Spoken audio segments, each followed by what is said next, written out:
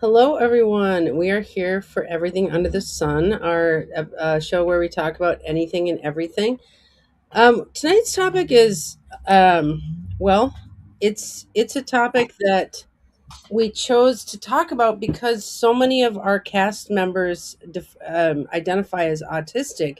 I mean, I think there's maybe five or six people on this cast who strongly identify with that label. So we decided to take a look at autism as it meets not necessarily autism versus astrology, but autism meets astrology.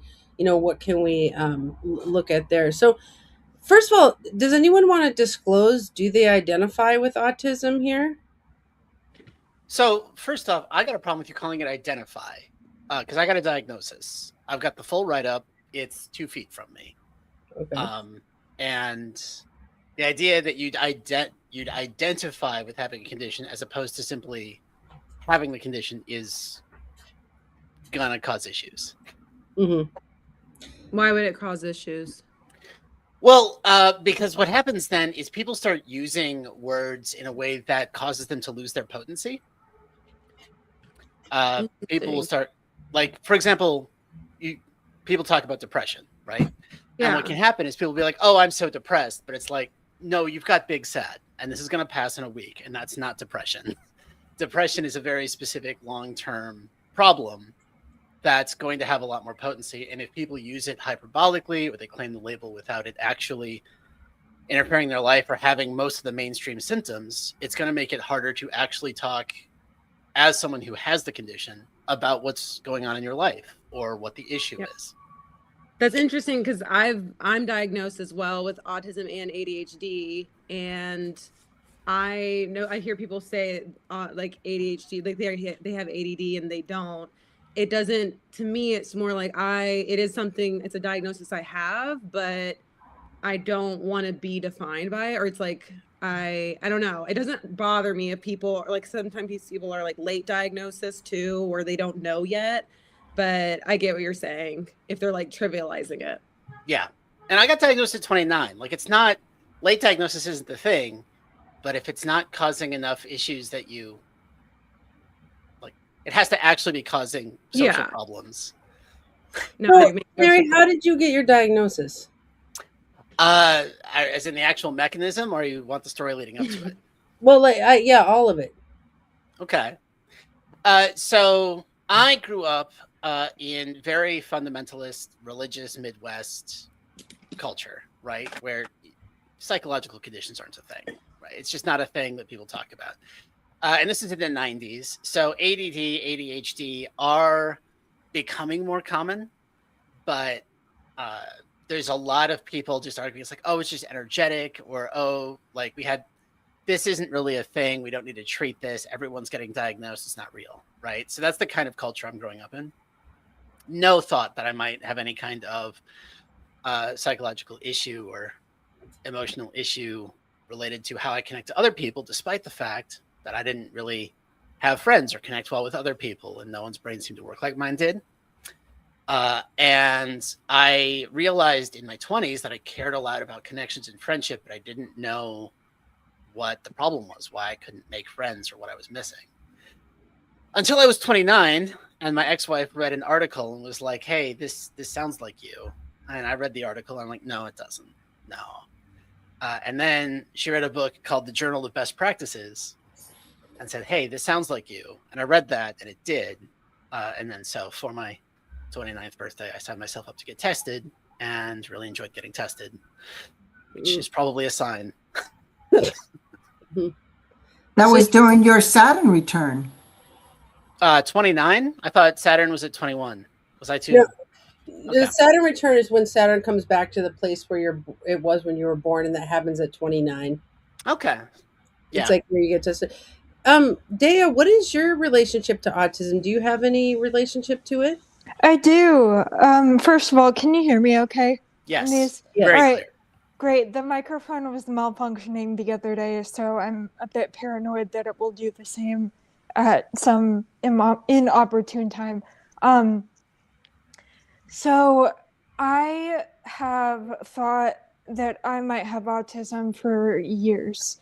And I am very conflicted about it because and I see a lot of people also using it as an identifier and saying, listing on their dating profile that they have a bit of the tism and stuff like that. And I don't agree that autism should be regarded as this personality, like this, as it's not a quirky personality, it's a diagnosis. So I totally agree with all of that. I'm going on a tangent here. The question was what my relationship to autism is.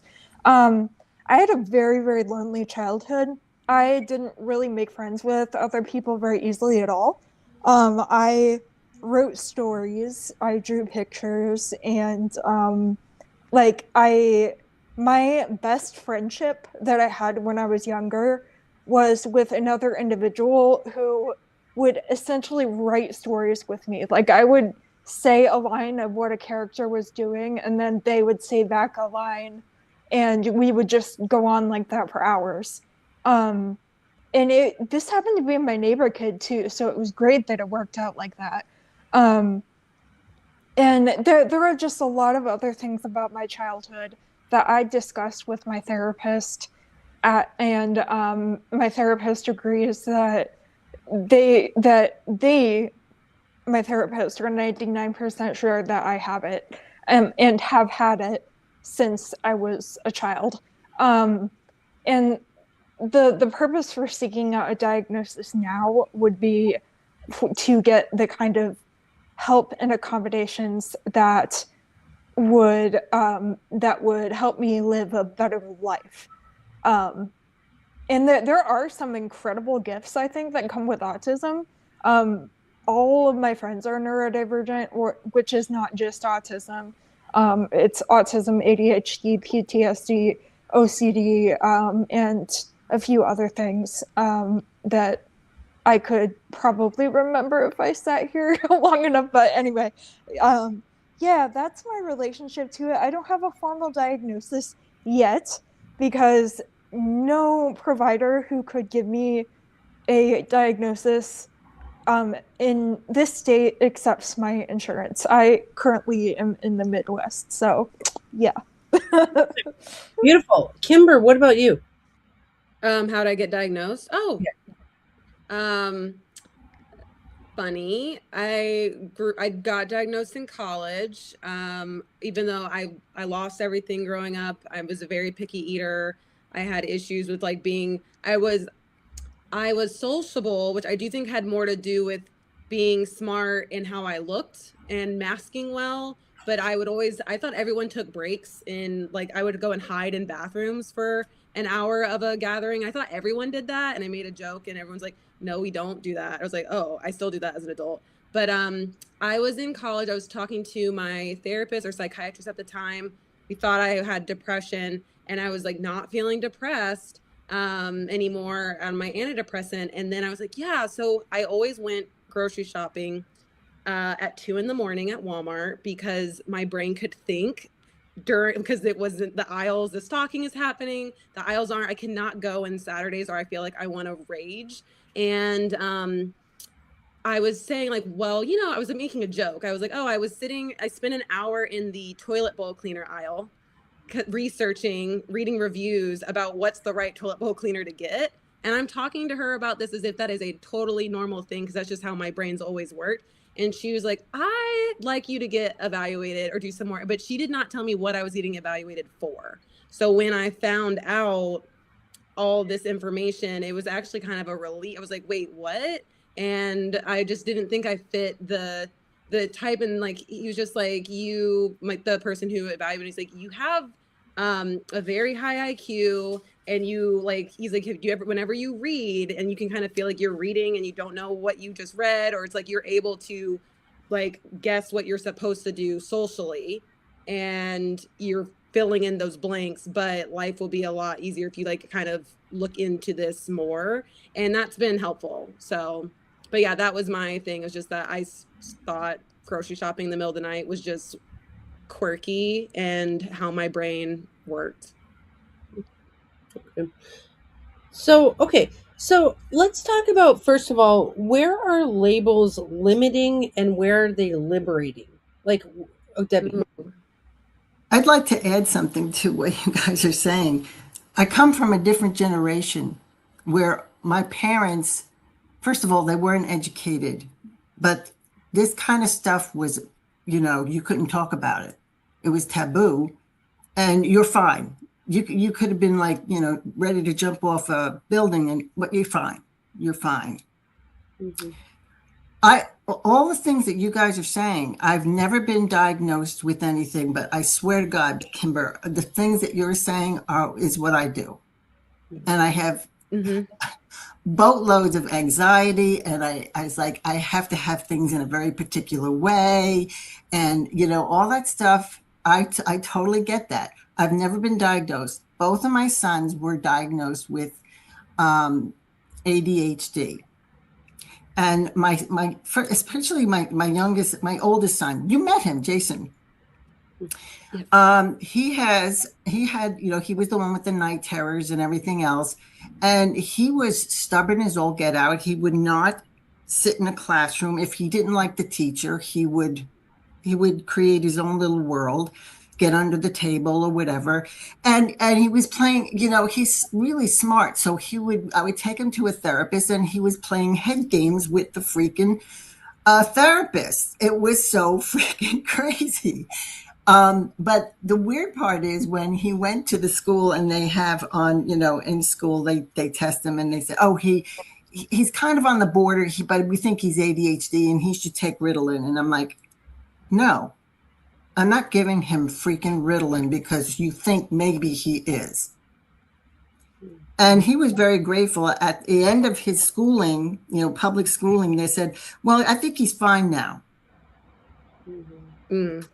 And I've had that experience. And I do know, I have a friend of mine who has, her son has been diagnosed with autism. And he is with his partner who is also been diagnosed with autism, and they have a life together, and they're doing things beautifully. So I hate labels too. I absolutely hate labels.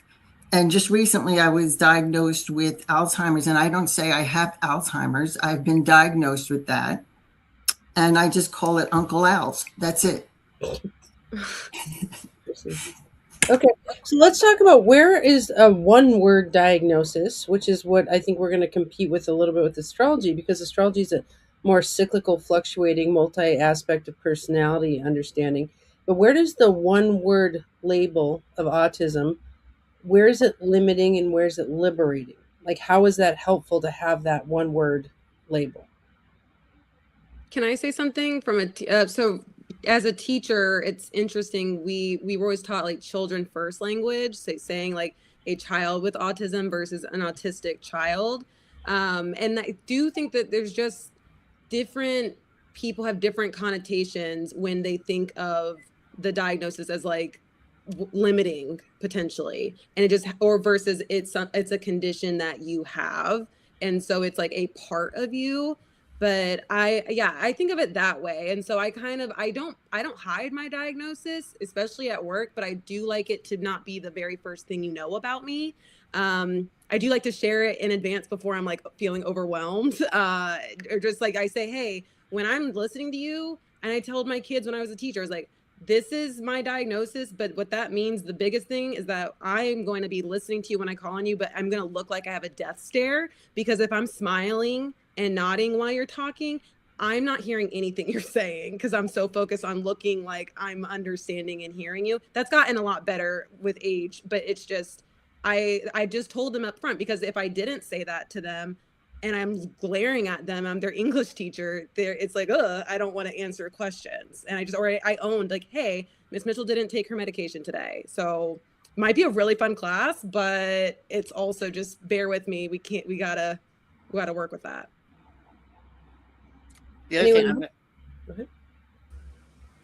Yeah, I have something to add, and I'll try not to ramble too much about this. I'm in an organization called Recording Artists and Music Professionals with Disabilities, or RAMPed for short. And we are all about giving disability culture a presence in the industry.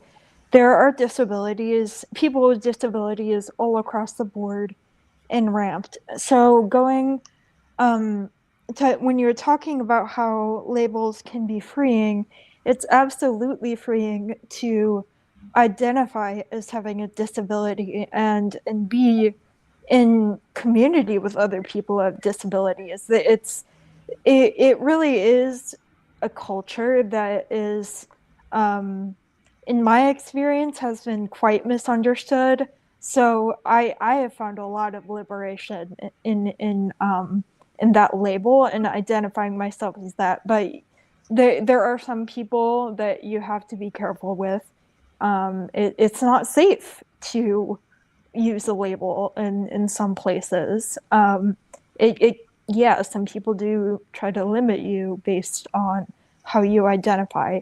And I think like autism can be an identifier in that sense, in the same sense that I'm talking about here. I'm not sure if that makes sense, but yeah. That's wonderful. Thank you. Canary? Yeah, so a couple of things. One, I understand that it has Nazi roots, but I want the Asperger's label back because, yeah, the guy who first identified it full on Nazi. But I want the label back because I want to be able to more clearly identify what kind of support I need and what kind of support certain other people would need because they are different. Because, like, I'm verbal, I'm highly intelligent. I do want to connect to people. I care about connecting with people. I can learn how to do eye contact with practice. Like, there's a whole lot of social skills that I can acquire. And for me, getting the diagnosis felt more like Daniel Jackson finding the seventh symbol in Stargate. Dated reference. I don't know who here has seen the 90s Stargate movie. There's a whole thing about how to navigate. You need to figure out first where you are, but also your destination. And getting this label was like, oh, now I can chart a course because now I know what the differences are. I know what emotional and like friendship needs my friends who don't have my brain have that they're missing from me. And then I can learn skills to meet those needs and meet them where they're at. So for me, it empowered me to live the kind of life I want. But also, I can use it as a shorthand, be like, hey, I care deeply about the effect I have on people. I'm not good at reading signs, and I'm not good at knowing what's going to offend you. So if I step on a toe, you got to yell, you got to yelp, you got to tell me, you got to let me know so I can repair it. Otherwise, I'm going to seem rude, not because I don't care, but because I don't realize that I just did something you thought was rude. So I find that empowering. But with labels in general, I think you've got the same issue that you get with personality tests, where some people will be like, oh, if you do the Enneagram, like, oh, you're such a 4. That's such a 4 thing to do. And now everything has to fit inside your 4-ness. And I think of that as using it as like a carapace that you stuff someone in, as opposed to what I think is more helpful is a skeleton on which the rest of that person hangs. It's like, oh, yeah, they've got the skeleton of a 4, and then there's a whole lot more to them outside of that basic structure. And so that's how I think you end up with the empowering and limiting dichotomy. Okay. So, let's keep building on that. So, let's talk about how astrology understands people as having multiple aspects of personality. So, in a chart, you can have, 4 different aspects, clusters, you could say. They're like kind of chords in the song of life, right? Like each person is composed of these like different aspects, right? And so, autism labels a person as this one thing, like you have autism or all this stuff. But then astrology would say, well, you have these multiple aspects of your personality. So how do we understand that? Because no two autistic people are really the same at all. They might have, extrasensory things or whatever, but no two of them is going to have the same extrasensory things. And, so where is the astrology helpful in that equation? Where is the one word autism label helpful? And any comments on that? I was looking up, I did a little AI thing, and I was looking up which potential astrological influences on autism in natal chart? So they were talking about the different planets. Mercury, which governs the communication and cognitive processes, which can relate to social interaction challenges.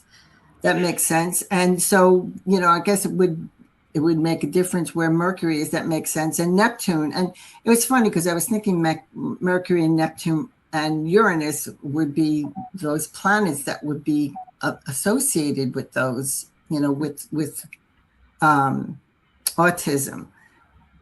Neptune associated. Saturn too. And Saturn's there too. Structure and discipline potentially affecting social skills and emotional regulation. Yeah. Well, and I would make the case that it's all planets. Like, for example, I've dealt with several cases of nonverbal autistic kids. They all had Mercury-Saturn conjunctions, all of them.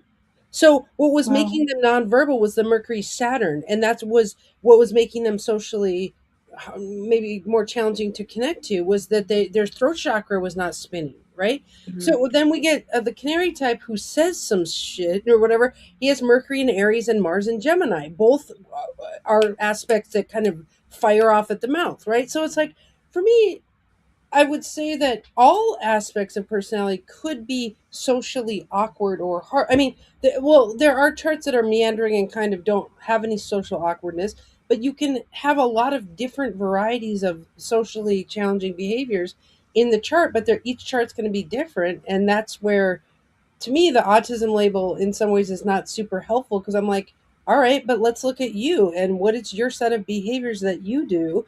And that's what we do with remediation, is we remedy your specific set of behaviors. Like, so I'm not saying autism's not helpful, because we've seen that it's liberating, that label, because it's shorthand. It's be like, excuse my autism, I can't deal with sounds, or excuse my autism, I need to read these labels for an hour. Like, it's a shorthand to say, excuse my behavior, whatever, XYZ, but the chart really specifies what are the behavior, sorry. I like that, because I feel like, so I have ADHD, so it's different, but I do think too, so many students get diagnosed later because they don't fit whatever this specific thing is. And like, my stimming was ripping up paper at my desk. Like, I'm not doing, like, it's just, if we have this, it puts us in this box. And so I think astrology actually complements being able to see what's going on with your different planets. Like, especially if you do have a diagnosis, like, what does this actually mean?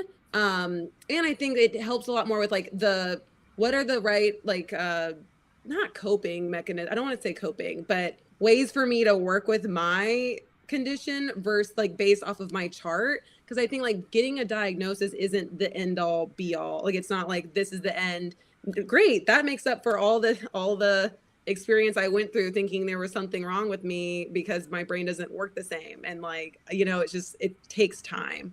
So, well, and from your chart, your Mars in Cancer, I have a lot of ticky stims with my hands too, which is why all the beating, right? It's like I'm constantly in that. We both have that Mars in Cancer, which needs to pinch and poke or pinch and rip, or and so the remedy for that is these crafty outlet behaviors that actually turn that stim into a very beautiful thing of like making all this art and things like that. So I think the astrology and remediation side of things does that symbolic substitution, where we give activities to the exact soul senses machine of the person, is like mega manifesting through our stims and things like that. So I guess what I get careful of is saying, that's just your autism, you're just stimming, instead of saying, oh, you like to pinch and pull things, can we turn that into knitting or crocheting, or like, it's like turning the autism into a beautiful mega manifested life.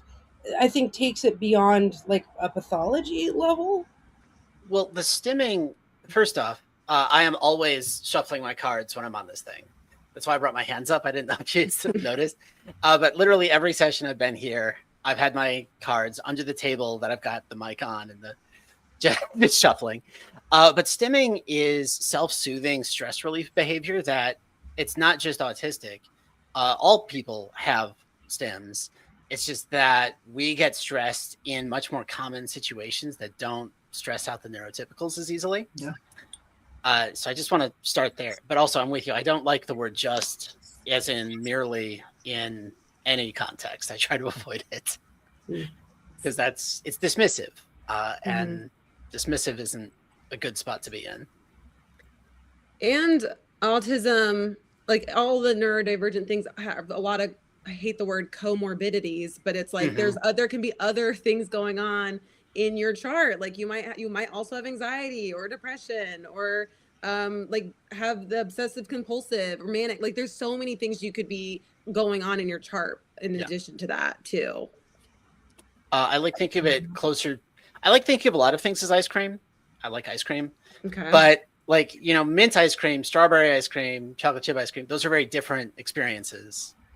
And yes. So like if you think of autism not so much as this is exactly what I'm having, but this is the category of thing that we're having, it gets a lot easier.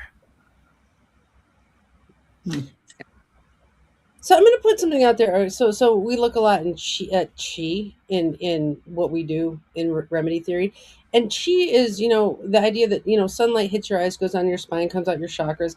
And what I've noticed about autistic people is they have very high frequency chi reception, so that they turn sunlight into movement very much. Like for me, the constant fidgeting, and I've never been diagnosed with autism, but the constant fidgeting that I do is like I have more chi than most people that I know.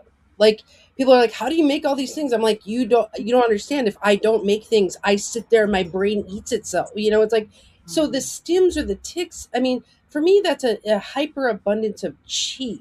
And so you say it's a stress response, but to me, it's like a high level of chi is kind of what I'm looking at there. I don't know if it's true for everybody, but I don't know. I see it go, because I have some energy that needs to go somewhere, even that could be stress if I don't allow myself to stim. Right, me too. In enlightenment theory, they call it building sandcastles. So they say that a mind that moves very fast, is in enlightenment. You like, okay, they talk about adults sitting on the beach trying to relax, and their mind just moving and moving and moving, and it's killing them. And then the kids are sitting there building sandcastles with their hands, and the kids are peaceful. And so in enlightenment, you're supposed to build sandcastles, which is to always be moving. Those monks who build sand art and then they wipe it away. Well, you see them; they're doing the motion of constantly moving chi, and so they are basically calm in mind. And when I learned about that, that's when I just started making stuff 24 hours a day, because I'm like, I never want to let this chi build up and turn into whatever we call anxieties and things like that. So it's like that's actually a theory of serenity, is to move the chi. Yeah, I love That that. sounds like the same thing. Yeah. To be like, I've got all this anxious energy here, and now it's coming out in my just shuffling, or it's coming out in your beating, or it's coming out in these sandcastles. Oh, fidget spinner. That's fun. A fidget. Oh. Yeah. You guys never see that, but I'm doing that the whole time. Otherwise, I'll be picking at my cuticles, which is my Mercury. It's sextiling my Saturn in the 3rd house. Interesting. I pick my skin all the time, or I play with my hair. I'm rubbing my face just constantly. I have to be extremely mindful not to do that. I don't know what it is in my chart, though. I do want to say that I have 2 friends who have Asperger's, and they both have Sun Saturn conjunctions in Pisces and a Mercury square Pluto. So that, yeah, I thought that was interesting. Interesting. Kimber, don't you have a Sun Saturn? It's a wide one, but I was thinking my Mercury Saturn semi-sextile to my Uranus Neptune is really tight. So I feel like that's in there too. But yes, my Sun's conjunct Mercury Saturn too. Yeah, interesting. My Sun's square Saturn, or not Saturn, Jupiter. Saturn's the nope. Yeah, your Sun is square Jupiter. Actually, that's true. Yeah. Yeah. And I think the other thing astrology identifies is transits, right? So it's like if we have these different parts of our chart, we can watch transits to them and identify. Like for example, my Mars in Cancer, it has to crochet. Well, if I get a transit to it, like Mars is starting to hit my Sun square Mars, and I'm starting to feel agitated. I'm like, oh, it's time to like really burn out a blanket or something. But it's like when we come in with the transit layer, we can notice when our stimming gets high per the transit, run that energy as the transit passes. It's like a mania almost. And then when the transit passes, you stop stimming as much. And so it's like we don't have to necessarily guess at these aspects of our personality. You can watch them in real time as they come through. Like your Mercury in Aries Canary and your Mars in Gemini might be more inclined to say things that step on people's toes than other parts of your chart. And so when you're having transits to those, like maybe that's when those behaviors start to emerge theoretically. And so, I mean, you could identify it as autism, but you could also say, oh, this is Mars going over my Mercury in Aries. So it's not that they're mutually exclusive. I mean, are astrology and the autism label mutually exclusive, or can they both exist? Yeah, I think they can. I mean, you can be autistic and blonde, right? Like why? Okay, let's talk about Canary. We were talking about last night about the different sensory things. So tell us what does autism theory say about sensory differences? Well, generally, it's that there are certain sensations that you'll find overwhelming very fast and very easy. Things that are very common for other people not to be bothered by. For example, I get headaches in very bright light. It's a big part of why I never really liked being outside during the day much. I love the moon, love a moon, but a blue sky, murder. It hurts so much. Just way too much light coming in from one angle. There are certain specific reverberations that happen in echoey rooms that can give me a headache that I'll have to leave. It happened when, like, sometimes it happens from conversation. The thing that triggers it most commonly is I've got a friend of mine who one of his little ticks is after like an hour or two of hanging out, he'll take his wedding ring off and start like tapping it on the table. I take my jewelry off all the time and end up losing it because. Well, but he's tapping it, and it's the tapping that just really gets me. So there's certain like just frequencies of sound that I have to get out of. But also there's hypersensitivities to notice things. Like I know a guy who there's a specific electrical frequency of buzzing that small electronic objects will make that nobody else will even hear, and that someone could like turn on an electric lighter from across the room and suddenly his teeth are gritting and he's leaving a gymnasium-sized room because it like he can hear it. So just certain feelings or sounds are untenable. There's a lot of people who have to cut labels off of clothing. A lot of my clothing has the label like printed on the inside instead of on a tag. That's a very common one. I hated the feeling of grass on my feet when I was a kid. Me too. Like my mother used to tell stories of how when I was 2, she would like try to set me in the grass and I just kick my feet up to try to get away from it. That's funny. My brother used to put dirt on my feet, and I would have to run home and wash my feet. Mm-hmm. Yeah, crazy. Yeah. Kimber, do you have any sensory things? Yes. So I still wear socks at all times, and I will carry socks with me in the summertime. I need my feet to feel contained. So I'll like, even if I need to wear sandals, if I'm going into someone's house, I do bring socks. I would say a lot of food things are a thing for me. Light. So even when I was a teacher, we had like string lights or blue filter lights because it was mostly, I felt like most of the cool decor in my room had more to do with helping me not lose my mind as a teacher versus my students. But very loud spaces like bands. I love the way they sound, but it hurts my ears. I'm very picky about, like, I love live music, but also too much of it just feels different than versus hearing a DJ for some reason. Yeah, I'd say those are like my main ones. Oh, houses. I do not like open concept. I get very overwhelmed if I can see multiple rooms at a time because it's hard for me to just be, I like a closed concept or at least a little half closed where we can see, we're just in the dining room. I don't see the kitchen at the same time. I just feel better. There's not as much going on in my brain. Okay, so kind of a weird question, but I've seen this come up a few times, so I gotta ask. How would you feel about sleeping in a coffin? Not for like the social ideas of what a coffin is, but for the enclosed space. Too tight? Too closed in? Coffin? Yes. Yeah. Like a twin bed? Love that. Okay. But Okay. I could do I with like a mopping. weighted blanket on my bottom, like on my lap. But if it was on my entire body, that's too much for me. Like I need to feel like I have my socks on, but then I have a leg out of the bed. Like I need contained and free at the same time. Yep. Mm. Yeah.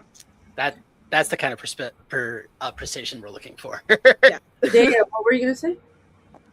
Oh, I tend to be comforted by highly enclosed spaces. That's what I was But looking for.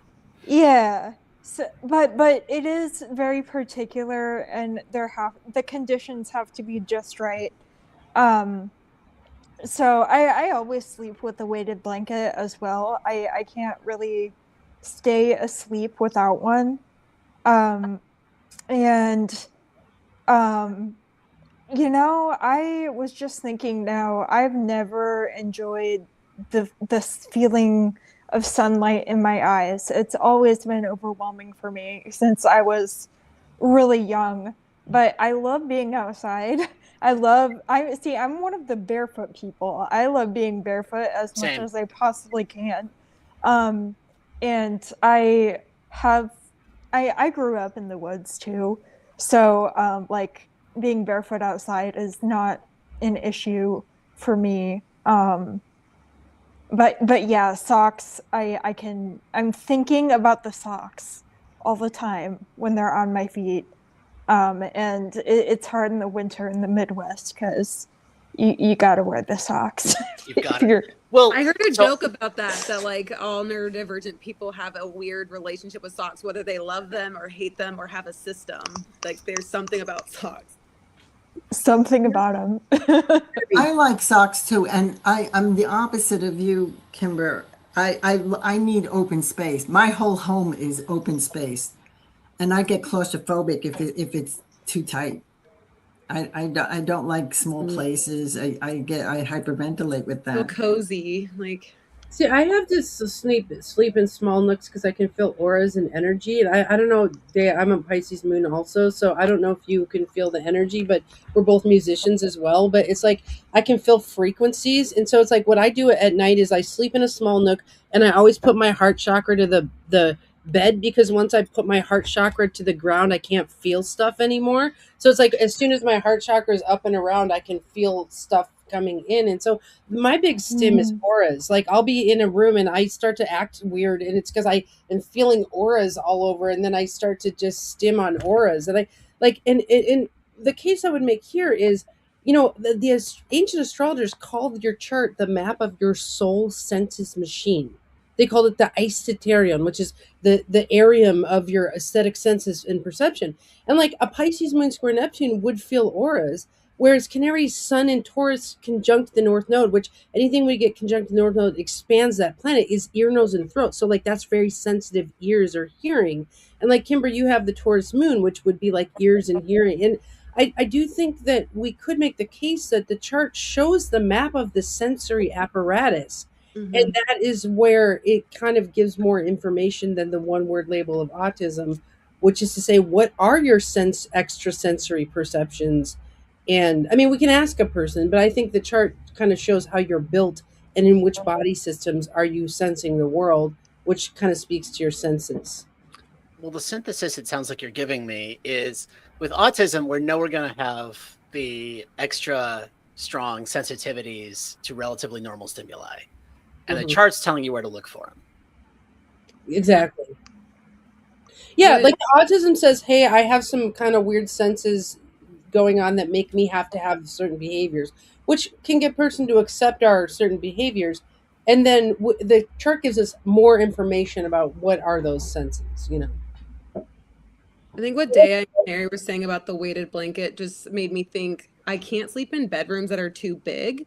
And my dog sleeps on my feet, and I always have a heated blanket on my feet. It can't be on the top half of me.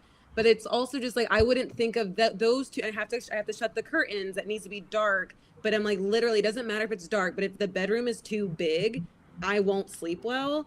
And I wonder. I just think like that's also kind of needing to bend what I think of as like an enclosed space. You know what I'm saying? Like that is still me making the space smaller. but I would never think of that as like, oh, I need to be in like a very tight space to feel comfortable.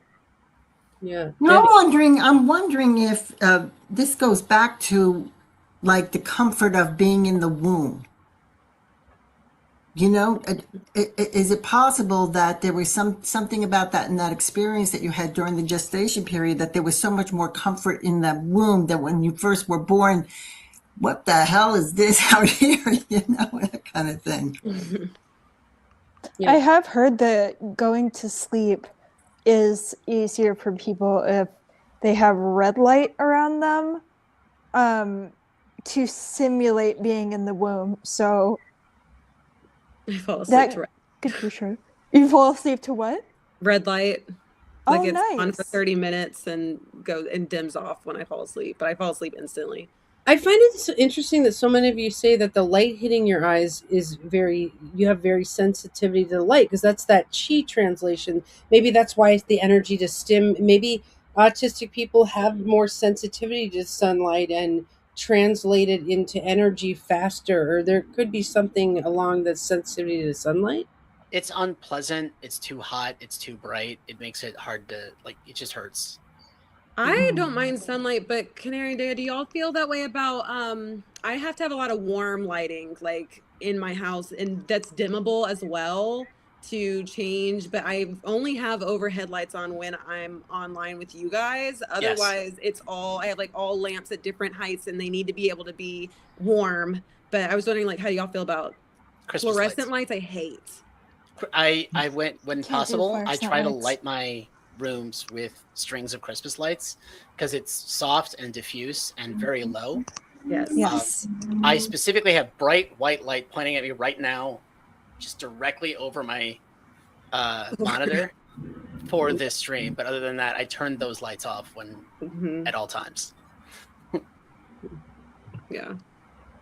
I don't know if she could just see me. I switched my camera to Yeah. my back. I have all of my lights on pink right now.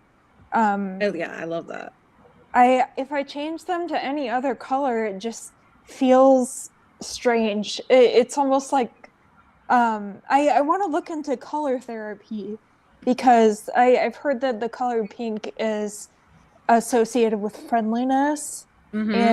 and yeah, Mm. it's interesting because it's red and white, those two colors mixed together, right? And red is like aggression, passion, and um, action, ambition. It can be used for romance too, right? So I don't know. It goes I with don't. Debbie though, like that red light, like the womb situation too. Like, so Mm-hmm. it's just so yeah, I think because color therapy does tell us like red's like high alert. No, I don't think of the womb right off the bat. But now I'm like, oh, because I do like looking at the sun with my eyes closed. I love seeing, the back of my Oh, eyelids. That's okay. I used to Mm-hmm. love that as a kid. I would just be out there with my eyes closed. I'm like, this feels so peaceful, and I never connected what Debbie was saying. I was like, yep, that makes sense. So, Canary? What do we know about autism and the hard time changing plans? Oh, well, so one of the reasons that okay, so first off, diagnoses are because you've got a problem. You've got something that's messing with your life. And one of the big ones with autism is rigidity in thinking. You're going to have black and white thinking, you're going to have strict definitional thinking. You and I have already had a conflict over this where I think of a very specific thing that does not hit the way like when we talk about it, it doesn't hit the same way for you. And it causes problems. So a big part of it is having set expectations. And then for me, set expectations feel like a thing that's already exists. Like something that's going to happen to me feels like it has already happened in some sense. And that when it then doesn't show up, I'm in the wrong universe. And it's just this kind of discombobulating, disorienting, wait, this is can all, relate. everything's wrong. And it took a long time for me to practice being able to change universes faster. Mm-hmm. So, do other people have a hard time changing plans, or if plans get canceled? Yes, but I always thought that was my Taurus, which is just, but I know a lot of people on the spectrum that have Taurus emphasis. I have a Mars in Taurus. Yeah. I have Virgo rising with Mercury right there on the ascendant. Everything's got to be planned out. What a bummer. I mean, sometimes it is. It's different for me though, of like I do not like change that I can't prepare for, but Right. specific this might be the DHD part for me, but I'll ask my parents where we're like what time I need to go, and I'm visiting them. They're like, we're gonna leave in 2 hours. I will not get ready for an hour and a half, maybe an hour and 45 minutes, but I know you said 2 hours, so I planned this 2 hours how I'm gonna spend it. And I like to get ready last minute, but I'm never late. Yes. And then because we're not doing anything, she's like, "Oh, we can leave in an hour." And then I'm like, "No, you said 2 hours. Like, no, I need that 2 hours." She's like, "But you're not doing anything." I was like, "But now I knew I had an hour and a half to do nothing." But it's like little things like that where I'm like, once I get to know I have this much time to spend, if that changes, that is really hard for me. I saw a tweet recently that was like, when a person with autism asks how long it's going to be before you're ready, we're not necessarily impatient. We're trying to figure out whether this is 15 minutes where I should just chill and listen to music, or whether I've got an hour where I can go do something else that I'd enjoy and usefully use my time. Yeah. And then I will meet you at the exact time you said. It makes dating a little hard, I'd say. Yeah. How much of that is sensory management? Like, because we have special senses, or those who identify with the autism label, it's like you have special senses, so you're managing your time into this way that feels good, or what how much of it's that? My definitional rigidity is coming up being like, we don't generally think of time as a thing you can sense. And now I'm trying to see. You get to plan your time until the certain time in a way that you like for your senses, Yeah. I think too, it's also Interesting. I might be sensory. Like sometimes you ever feel like you have to hype yourself up for like, I know that I am going to do some masking when I'm around a lot of people I don't know. And so if I'm thinking that I'm going to this thing, I've done some mental preparation for it. And while I start to look forward to it, but I'm also psyching myself up to be around a lot of people. So when that changes, there's not really a relief. It's more like, but I've been preparing to go to this thing. Like I'm ready to do it now. I'm not going to be ready tomorrow. It's weird. It is. I could see the sensory connection, but well, for me, plan changes are extremely painful, and what it feels like for me is I have a bunch of pictures I make. Like I have a very pictorial mind. I don't know if this is my Pisces moon, but like I make pictures of how I'm going to do all these things for the thing. Like for example, for this, I have a list of topics, and like I'm prepared, and like I have all these pictures of how it'll go. And then if something gets canceled, I have to literally tear down these pictures, which feel like they're in clay, and then I have to paint some new pictures to fill in it's like very painful. Yeah. It's a lot of work. It's a lot of investment you got to redo. Yeah, but is that because I'm a producer and I'm just always planning events and that's why I do that? Or is it because of autism? You know what I mean? Is it because we're preparing for things, or is it because we're autistic? I don't think that I don't have a diagnosis, so I don't think that question matters. Like so my thing is, what are you going to do with the diagnosis? How is it going to help? And in my case, it helped by helping me realize that my emotions are wired up weird, that a lot of my friends had emotional needs I needed to figure out ways to meet, despite the way that I would meet those for myself being very different. And I had to navigate and how I could adjust my life to accommodate the differences between us. But like saying, oh, I have these differences because I have autism, or just saying I have these differences and we call those differences autism. I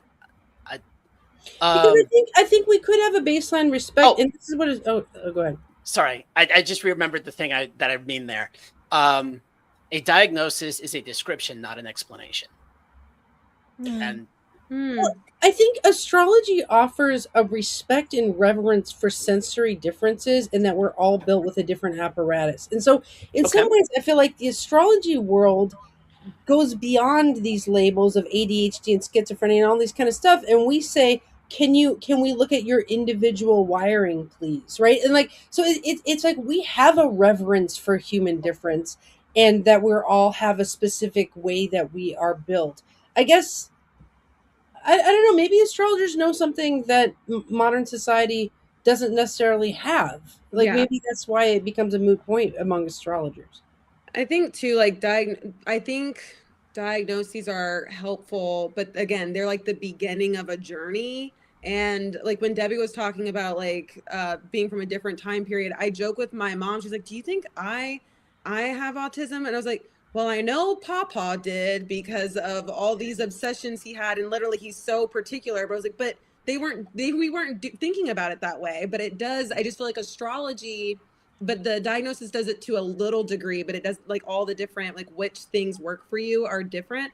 But astrology allows different, like you don't have to fit into like this one mold of what it means to be a human being. And so I do think like knowing, oh, I have ADHD. This is how I think, and so it's okay to think differently, or it's okay to not be in this mold is helpful. But I do love that astrology just expands it. It's like it's more expansive to me than Myers-Briggs or Enneagram, and like, but they're all different systems. And so autism, ADHD, that's just one. You are or you're not. Versus astrology is like this beautiful stew. Well, maybe these labels help us interface with normie people who don't Mhm. have the astrological schematic going on, because I see you guys as aspects of personality with transits going on. Like, I see you as like these mechanical machines moving, like, but Mm-hmm. to a normie person, if I said, well, that's my Mars on Manila, they would just get lost in that stew, right? Like, so maybe these are useful with a certain subset of people, but maybe with astrologers we go so far beyond it that it's, I mean, we could say normie people have called this autism, I call it my Mercury in Aries and my Mars in Gemini. Like, we could be that savvy, right? Mm-hmm. So do you guys Yeah. want to talk about masking? Oh What boy. is it? What is I'd it? love to. Yeah. I would love to figure out what part of my chart makes me do that. I'm still trying to figure out how to shed those layers. I think I know, but anyway. Well, how do you define masking? Like, what do you do? Well, it's a nervous system response. For me, I freeze and I fawn. Somebody says something to me that somehow rattles me and puts me off my guard. And my response it is in my head to think, oh shit, they're pissed. They're pissed. They or they want to dominate me somehow. So I need to get out of this ASAP. I hate this.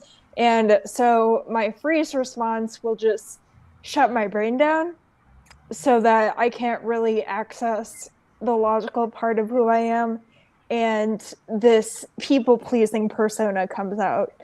And it's gotten better, but I have had experiences where they're almost like out of body experiences where I can see myself saying things and they sound like they make sense, but it's not really me talking, it's my nervous system. So that's what my mask is like. Everybody's mask is a little bit different, and mine definitely does shift and adapt to different situations. Like when I was working in the nonprofit sector, I had to be around a lot of other professionals, and um, I masked a lot when I was around them, and I still do when I have to network and just be out in public in general. And I am trying really hard not to mask right now for this conversation.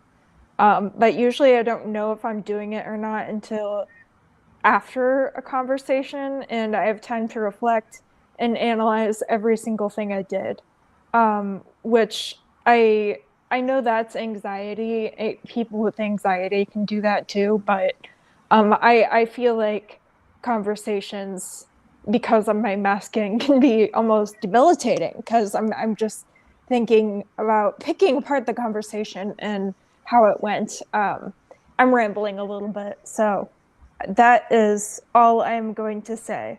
Somebody else speak now, please. Aw. I was like that years ago, and I had a great therapist who is amazing. And she helped me with that.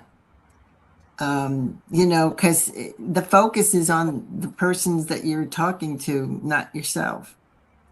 And that was just kind of what she said. You have to work on that instead of thinking about, oh my God, am I doing this right? Am I singing? Do I sound okay? Am I saying the right thing? I start just talking, and then it flows better than when you're just focusing on just even one person. If you look at one person, it helps a lot doing that. Kimber and Canary, do you mask, and how do you define it?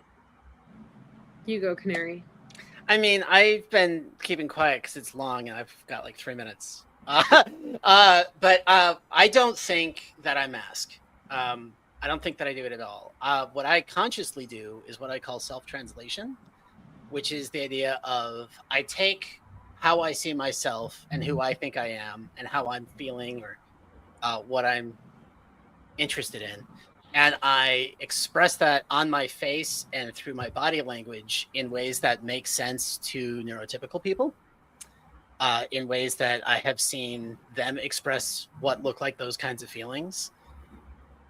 And I think of it not as pretending to be something I'm not, but as just kind of performing what I actually am in a way that's legible and understandable to the majority of humanity. Whereas masking is generally pretending to be something just to make people more comfortable, but you're pretending something's not true that is. And I'm never doing that. So that'd be like if I could feel someone's aura, but I was pretending I wasn't feeling it. Is that masking? Basically. Yes, I that would would think be. so. Yeah. Interesting. But if you wanted to do self-translation, you would take what you're seeing in the aura and you would describe it in other ways. Like you might point at their mannerisms. You might point at the way they're saying things, as if you're highly observant. I used the just there and I felt bad about it. But as if a non-aura reading observant person might notice something about a person. Interesting. Yeah. I'm a Libra rising, so I think I've had to push through the masking for sure. But I would say I mask in certain situations still, like if I'm a bridesmaid or if I'm like the person that needs to make sure everyone feels welcome. Like when I had to host my high school reunion, that was masking. I need to smile and do all this stuff.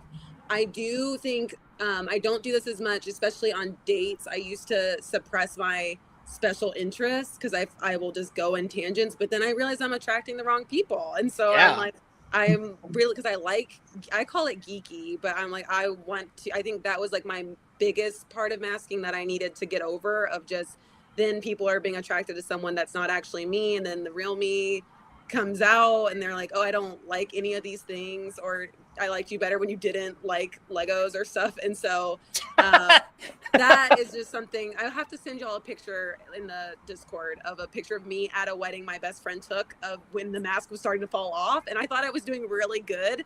And I'm like, this person had to have known I did not want to talk to them. So it's pretty funny. I got to be a groomsman for one of my friend's weddings. And I didn't try to pretend anything I wasn't. I was so happy for this guy. So like in all the pictures of us all up on stage, like you can see everyone, like he's there, he's looking at his wife, he's happy. All the other groomsmen are sitting there solemnly, and I'm just grinning like a loon, just staring at him. But like talking to the guests, like, or being like, that's hard. Like that's hard for me. People I don't know, I'm like, hi, like, and just how long can I smile like this before I just turns into a straight face where I'm like, get me out of here. So as we wrap up, I do want to say one thing about the Moyer Press and the astrology community at large is I think because we do respect sensory differences and different apparatus and ways of being, we don't necessarily value masking. I think in this crew, we value people being themselves and showing us their transits and showing us their behaviors. And we want to see all the behaviors. Like, I feel like that's part of watching people's transits. So I just want to put that out there. I don't think. I agree. I used to hide my face whenever I would laugh and smile too. I never wanted people to see it. I don't know. It felt very, it worked really. I don't do that anymore. That was just, someone told me you shouldn't, like when you laugh, that's your most happiest self. Like, so you shouldn't be self-conscious about it. And I was like, oh, that's nice. Let me think about it that way. I know that I mask so much because was somebody else trying to talk? I'm sorry, it sounds Nope. like No, I just have to close the room in a second here, but go ahead. oh my gosh. We're almost out of time. Okay. I don't have to go into it. Yeah, sorry. You could do Sorry. it in the Discord. Yeah. Oh, yeah. Let's talk in Discord. If anyone has any more comments, thank you for this discussion, everyone. I hope that everyone found it to be politically correct and very affirming on both sides of the equation. Yes. Okay. Bye. Bye-bye. Bye. Bye. Bye.